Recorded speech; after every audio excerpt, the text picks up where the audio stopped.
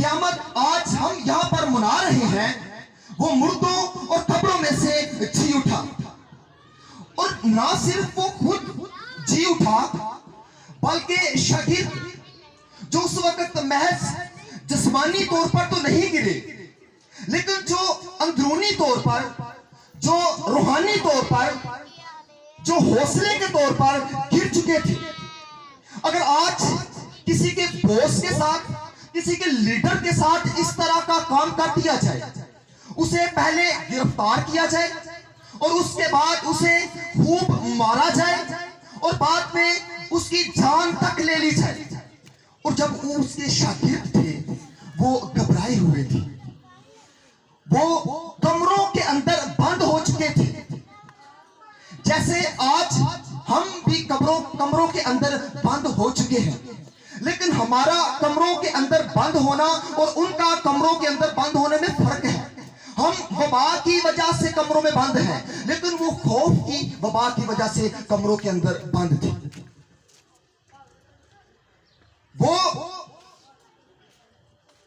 जिंदा मसीह जो मुर्दों और कब्रों में से जी उठा, वो जहां वो कमरों के अंदर बंद थे, वहां जाकर उन पर जाहिर होता है और उनको सबूतों के साथ अपने आप को उन पर जाहिर करता है कि मैं जो मर गया था आज जी उठा हूं और अब्दुल्लाबाद जिंदा रहूंगा। हालेलुया। आए कलाम अक़दस में से मेरे साथ हवाला निकालिए, इफिसियों की कलीसिया के नाम पौलुस रसूल का खत और उसका पहला बाब और उसकी 23वीं आयत से 19वीं आयत से 23वीं आयत तक आप सबके सामने पढ़ना चाहूंगा। गौर से समाप्त फरमाइएगा।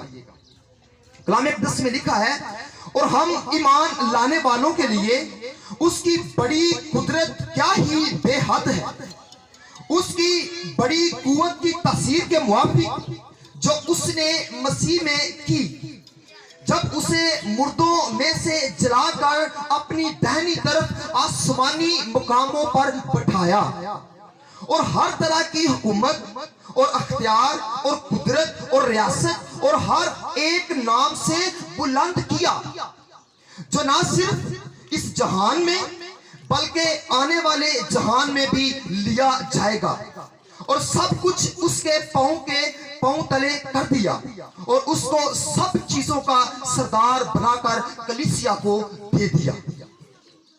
ये उसका बदन है और उसी की ममूरी जो हर तरह से सब का ममूर करने वाला है। मसीह में मेरे प्यारे अजीज भाइयों बहनों, सारी दुनिया आज उसका मुर्दों में से जी उठना वो दिन मना रही है। बाइबल मुकद्दस की रोशनी में जब हम देखते हैं कि मसीह जो मुर्दों में से जी उठा, उसको खुदा ने कितना सर बुलंद किया, अपनी दाहिनी तरफ बिठाया और सब रियासतें, सब हुकूमतें, सब कुछ दुनिया की तमाम चीजें उसके ताबे कर दी। उसके कलाम मुकद्दस में हमने पढ़ा कि उसके कदमों के नीचे रख दी, और जिसके आगे हर घुटना झुकता है, खा वो आसमानियों का हो, खा जमीनियों का हो, और खा उनका जो जमीन के नीचे की मखलूक है। आज शाम हम इस बात पर गौर करेंगे कि मसीह जो मुर्दों में से जी उठा, उसका मेरे और आपके साथ क्या ताल्लुक है, वो मेरे और आपके लिए आज भी क्या कर रहा है, उसकी मिनिस्ट्री क्या है, उसकी एक्टिविटीज क्या है। जिंदा मसीह, पावरफुल मसीह, रिसन मसीह आज क्या कर रहा है। पहली बात, risen Christ care for his people. जिंदा मसीह अपने लोगों की फिक्र करता है, क्योंकि कलाम हमें बताता है जिंदा मसीह 7 चिरागदानों में फिरता है। ये 7 चिरागदानों का जिक्र हमें मुकाशफा की किताब में मिलता है। वो 7 चिरागदान उसकी कलीसियाएं हैं। वो अपनी कलीसियाओं में फिरता है और उनकी फिक्र करता है, कलीसिया को छुड़ाता है, तसल्ली देता है और उनको आजाद करता है ताकि वो अपने जिंदा खुदा की परस्तिश कर सके। जब मसीह मुर्दों में से जी उठा तो कुछ औरतें अय्युसूफ कब्र पर जाती हैं और उनकी मुलाकात फरिश्ते से होती है।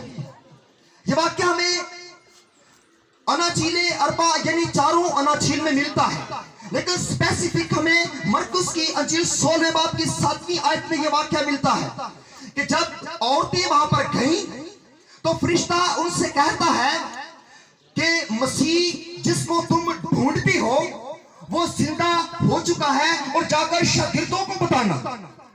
और पतरस को, ये पतरस का नाम जो स्पेसिफिक लिया जा रहा है, खास पतरस को हाईलाइट किया उसने। इसकी एक वजह है। वजह यह है कि पतरस ने 3 दिन पहले मसीह का इनकार किया था और पतरस अंदर से टूट चुका था। वो परेशान था, वो डिप्रेस था, वो मायूस हो चुका था। वो कहता होगा कि मैंने एक बहुत बड़ा गुनाह कर दिया है, अब मैं इस काबिल नहीं रहा कि मुझे माफी मिल सके। वो डिप्रेस हो चुका था और यीशु खास शागिर्दों को तो मैसेज दे रहा है, लेकिन खास पतरस से भी कह रहा है कि अगरचे तूने मेरा इनकार किया, अगरचे तूने मेरा तमाम लोगों के सामने इनकार किया, लेकिन मैं मसीह जो मुर्दों में से जी उठा हूं आज भी तेरी फिक्र करता हूं।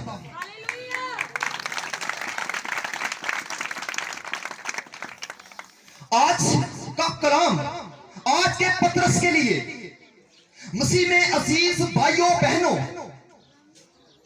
आज भी हम में से बहुत सारे पतरस जो मसीह का इनकार कर चुके हैं, जो किसी न किसी तरह से गुनाह में गिर चुके हैं। इंसान होते हुए हमसे बहुत सारी गलतियां हो जाती हैं। बड़े से बड़ा गुनाह, छोटे से छोटा गुनाह हमारी जिंदगियों से सरजद हो जाता है और हम परेशान हो जाते हैं कि हमने जो गुनाह कर लिया है, अब हम इस काबिल नहीं कि हम उसके तख्त के सामने जा सके, हम इस काबिल नहीं कि हम दुआ कर सके, अब हम इस काबिल नहीं कि हम उसकी हुजूरी में जा सके। लेकिन जिंदा मसीह जो मुर्दों कब्रों में से जी उठा, वो मुझे और आपको कहता है कि बेशक तूने मेरा इनकार किया है, बेशक तूने गुनाह किया है, लेकिन मैं तेरी फिक्र करता हूं। शागिर्द यूहन्ना की तरफ देखिए, अपनी उम्र के आखिरी स्टेजेस पर था और उसको पितमस के जजीरे पर कैद कर दिया गया। और एक रवायत बयान करती है कि इससे पहले उसको तेल के उबलते कड़ाहे में फेंक दिया गया और मेरा और आपका यीशु उसको वहां से भी बचाने के लिए आ गया, क्योंकि वो हमारी फिक्र करता है। खुदा का बंदा यूहन्ना रसूल जब पितमस के जजीरे पर कैद था, वो मायूस हो चुका था, वो डिप्रेस था। वो सोचता होगा कि अब पहले तो शायद बच गया, लेकिन अब मेरी जिंदगी का इख्तिताम हो चुका है। अब मैं यहां पर किसी इंसान के हाथों तो हो सकता है बच जाऊं, लेकिन मैं भूख की वजह से, इफलास की वजह से अब मैं यहां से मर जाऊंगा। लेकिन मुकाशफा की किताब में मिलता है, लिखा है उसने अपना दाहिना हाथ मुझ पर रखा और कहा खौफ ना खा, मैं मर गया था और जिंदा हूं और अब दराबाद जिंदा रहूंगा। मौत और आलमे अरवाह की कुंजियां मेरे पास है।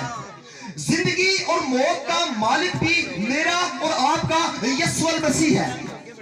यीशु जानता था कि मैंने इसे अपना मुकाशफा देना है, मैंने इसे इस्तेमाल करना है। उसे तेल के कड़ाही में से भी बचाया और पितमस के जजीरे पर भी उसको महफूज रखा। खुदा अपने लोगों को जिनको इस्तेमाल करना चाहता है, उनके लिए वो इस तरह के मंसूबे रखता है। मैं आप सबके सामने एक छोटी सी बात रखूंगा। पिछले साल तकरीबन जब कोरोना का काफी ज्यादा जोर था, तो मुझे बहुत हाई फीवर हो गया और साथ में फ्लू भी था कफ भी थी और मैं अपने अंदर ही अंदर सोचने लगा शायद मुझे कोरोना हो चुका है, लेकिन मैं किसी को बता नहीं था। मैं लोगों से मिलने से गुरेज करता, जहां पर लोग इकट्ठे थे वहां जाने से गुरेज करता। लेकिन एक दिन मैं अकेला बैठा ऐसे सोच रहा था कि खुदा ने मुझे अपनी खिदमत के लिए चुना है और अभी तो मैं अर्ली स्टेजेस पर हूं, मैंने कुछ भी नहीं किया, तो खुदा मुझे कैसे इस तरह की बीमारियों में लाहक कर सकता है। उसके कलाम ने मुझे तसल्ली दी। उसने कहा जिसने तुझे चुना है वो तुझे इस्तेमाल भी करेगा। दूसरी बात, जिंदा मसीह अपने लोगों के लिए शिफायत करता है। Risen Christ interceding for his people। यीशु मसीह बाइबल मुकद्दस इफ्सियों के खत में जैसे हमने पढ़ा कि बाप के सामने हमारी शिफायत करता है। वो उनको कहता है कि अब आप मेरे भाई के लहू के वसीले से, मेरी सलीब के वसीले से, मेरे उस कफारे के वसीले से मेरे उन लोगों पर रहम कर जो मुझे कबूल कर चुके हैं। ये उसका फजल है कि वो हम पर रहम करता है। इब्रानियों के नाम लिखा गया खत, उसका 7वां बाब, उसकी 22वीं आयत से 25वीं आयत तक आपके सामने पढ़ना चाहूंगा। सुनिएगा, क्या ही खूबसूरत बातें लिखी हुई हैं। इसलिए यीशु एक बेहतर अहद का जामीन ठहरा और चूंकि मौत के सबब से कायम ना रह सकते थे, इसलिए वो तो बहुत से काहिन मुकर्रर हुए, मगर चूंकि ये अब तक कायम रहने वाला है, इसलिए उसकी कहानत लाजवाल है। इसीलिए जो उसके वसीले से खुदा के पास आते हैं वो उन्हें पूरी निजात दे सकता है, क्योंकि वो उनकी शिफायत के लिए हमेशा जिंदा है। मेरा और आपका यीशु हमेशा हमारी शिफायत करने के लिए बाप की दाहिनी तरफ बैठा हुआ है। वो हमारी शिफायत कर रहा है, वो हमारी सिफारिश उसके हुजूर कर रहा है। What a Jesus! मैं कभी कभी सोचता हूं कि मसीह किस तरह से हमारी शिफायत करता होगा। मसीह यकीनन बड़ी शिद्दत के साथ, बड़े जज्बात के साथ, बड़ी हम आहंगी के साथ उसके हुजूर दलीलों के साथ हमारी शिफायत करता होगा। जैसे ग्रीक वर्ड इसके लिए जो शिफायत के लिए है, इंटोन खोलो। इसका मतलब यह है कि जज्बात जो शिद्दत के साथ बयान किए जाए, मुकदमा जो शिद्दत के साथ किसी के सामने रखा जाए, वो हमारा मुकदमा बाप के सामने रखता है और रखने के बाद खामोश नहीं होता, फिर उसकी शिफायत करता है। और मैं इस बात पर गौर कर रहा था कि जैसे वो हमारा वकील होता है, वो खुदा के सामने हमारे लिए अपील करता है, मुदाखलत कर लेता है। जिंदा मसीह हमारे लिए बाप के सामने शिफायत कर रहा है, हमारे लिए तसल्ली। कोई इंसान तेरे लिए दुआ करे या ना करे, लेकिन जिंदा मसीह जो मुर्दों और कब्रों में से जी उठा, वो बाप के सामने मेरे लिए, आपके लिए दुआ करता है, शिफायत करता है। हमारे पाकिस्तानी मुआशरे के अंदर अक्सर ये बात सुनने को आई है, किसी को पूछना क्या हाल जी, कहता हाँ जी तुहाड़ियां दुआवां ने, तुहाड़ियां दुआवां दे नाल ही चलदे फिरने आ। ਉਹਨੂੰ कभी पूछया नहीं कि भाई मेरे वास्ते दुआ कीती भी है कि नहीं, कभी वो पता नहीं करता भी है कि नहीं, तुहाड़ियां दुआवां दे नाल चलदे फिरदे जी पैसे। ये हमारा मुआशरा है। लेकिन बाइबल मुकद्दस इब्रानियों का खत हमें बताता है कि इंसान महज ऐसे ही आपको कहते कि मैं आपके लिए दुआ करता हूं, लेकिन जिंदा मसीह जो दाहिनी तरफ बैठा हुआ है वो मेरे और आपके लिए दुआ करता है। मैं आपको बताना चाहता हूं कि ये उसका फजल है जिसकी बदौलत आज हम यहां पर मौजूद हैं। फजल के बगैर हम एक कदम भी नहीं चल सकते। शरीयत को देख लीजिए, शरीयत के अंदर भी फजल हमें मिलता है, लेकिन कुछ बातें हैं वहां पर कि इंसान जो उस पूरे दौर से उसके हुजूर हाजिर नहीं हो सकता था, उसके हुजूर दाखिल नहीं हो सकता था, और उसके फजल की बदौलत हम उसकी इस जान देने के सबब से हम उसके फजल के तख्त के सामने खड़े होते हैं। और जब मसीह सलीब पर लटका हुआ था और उसकी जुबान में अक्सर से जब छठा कलमा अदा किया गया, उसने कहा तमाम हुआ, और ये कहकर उसने जान दे दी।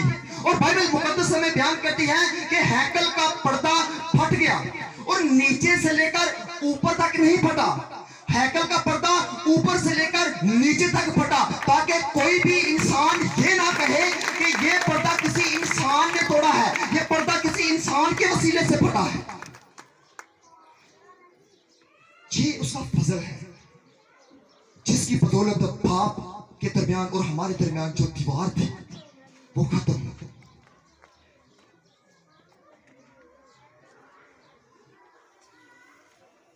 किसी ने कहा फजल तब हुआ जब यीशु पैदा हुआ। किसी ने कहा फजल तब हुआ जब वो जमीन पर आया और उसने मोजज़ात करने शुरू किए। किसी ने कहा फजल तब हुआ जब वो कब्र में पड़ा, और किसी ने कहा फजल तब हुआ जब वो मुर्दों में से जी उठा। और सुनिएगा फजल कब हुआ। मुकाशफा की किताब यीशु के बारे में बयान करती है वो अज़ल से ज़बा किया हुआ बरा है।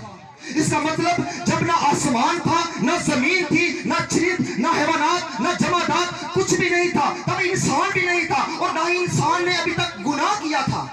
वो तब से हमारे लिए इस बात की शिफायत करता है।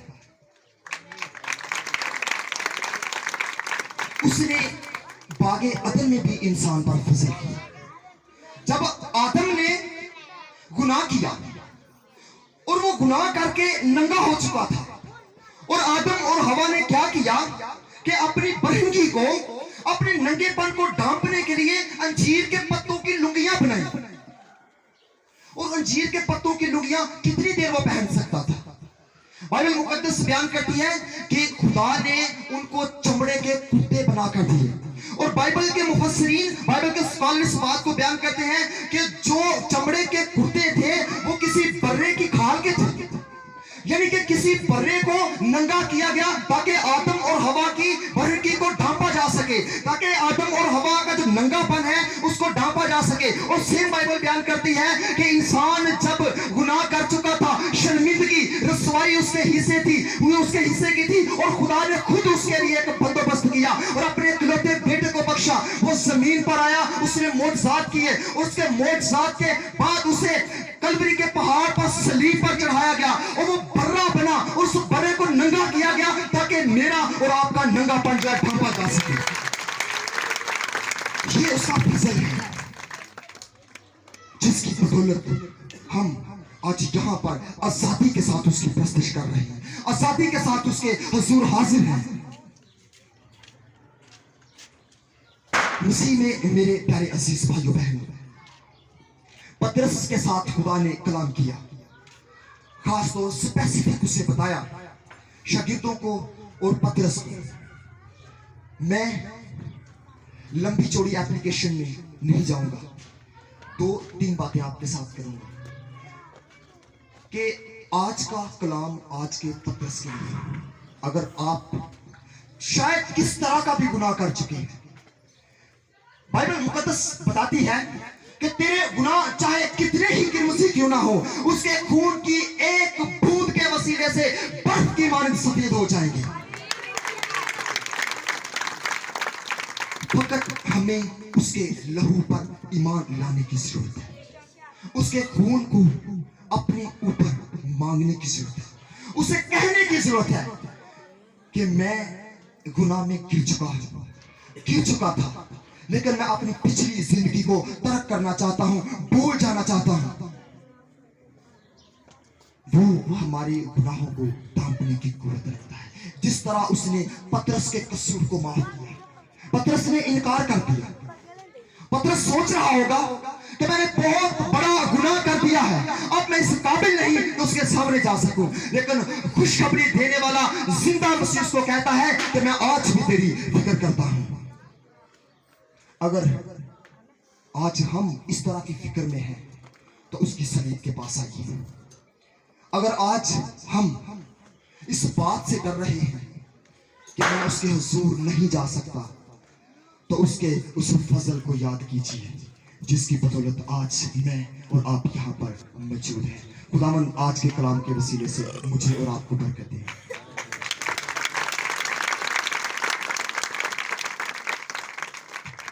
हालेलुया। ये है हमारे खुदा यीशु मसीह का फजल जो हम पर हुआ। सो अब वक्त है कि हम अपने सरों को झुकाएं और कलाम खुदा की शुक्रगुजारी के लिए दुआ मांगें। कोई भी आंख खुली नहीं रहनी चाहिए, हर सर उसकी ताज़ीम में झुकना चाहिए, क्योंकि वो बादशाह का बादशाह है, ज़मीनों और आसमान का खालिक और मालिक है। और हमें भी चाहिए कि हम उसकी ताज़ीम में अपने सरों को झुकाएं और हर जुबान उसके सामने खुले और उसका शुक्र करे। क्या खुदा हम तेरा शुक्र करते हैं कि तूने आज अपने कलाम के वसीला से मुझे तसल्ली बख्शी, मुझे हिम्मत बख्शी कि पाक खुदा तू मेरी शिफायत करता है। सभी जुबानें खोलें उसके सामने, कोई भी जुबान बंद न रहे। कलाम खुदा की शुक्रगुजारी के लिए मैं चाहूँगा कि हमारे दरमियान हमारे बुजुर्ग, हमारे पास्टर वारस साहब हैं जो पक्की कोली से यहाँ मौजूद हैं, हम उनके साथ मिलकर खुदा की शुक्रगुजारी करेंगे कि खुदा ने आज का कलाम हमें बख्शा। सब आंखें बंद करें, खुदा के हुजूर झुके।